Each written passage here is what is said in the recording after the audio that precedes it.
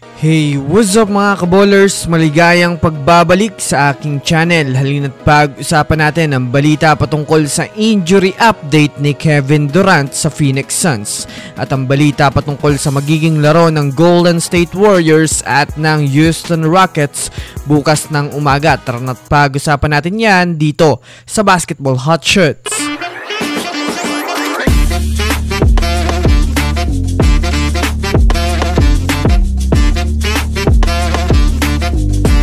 Muna tayong dumako mga kaballers sa balita patungkol sa injury update ni Kevin Durant.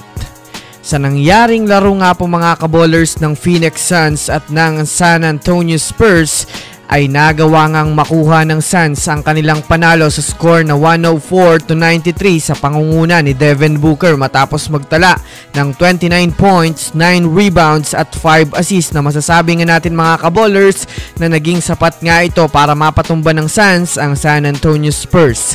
Ngunit kahit man nga mga kaballers nanalo ang Suns kanina ay mayroong hindi na naman magandang nangyari kay Kevin Durant matapos matapilok at magtamo ng left ankle injury na magpapahinga ng isang linggo.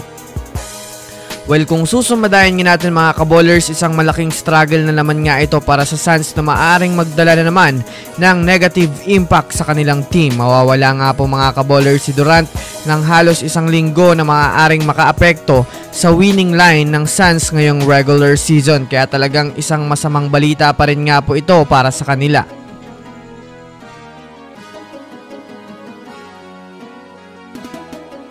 Samantala, dumako naman tayo mga kaballers sa magiging laro ng Warriors at ng Rockets bukas ng umaga. Well, kung susumadahin nga natin mga kaballers ang magiging laro bukas, mayroon na nga po mga kaballers dihadong team.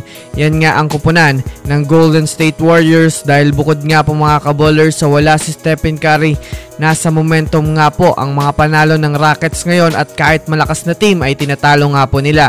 Sa gaganapin na laro mga kaballers ay sa quarterfinals na nga pong stage sa NBA Cup ang kanilang magiging sistema.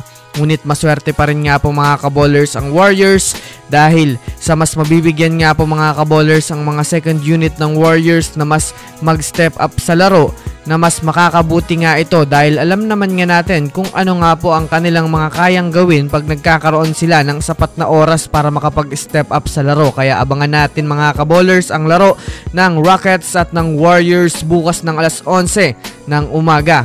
So yun lamang mga kaballers, yan lang naman ang pag-uusapan natin ngayon. Pindutin ang subscribe and hit nyo na rin ang notification bell para sa mga susunod na updates sa mundo ng basketball. Again, this is Basketball Hot Shots. Thanks for watching.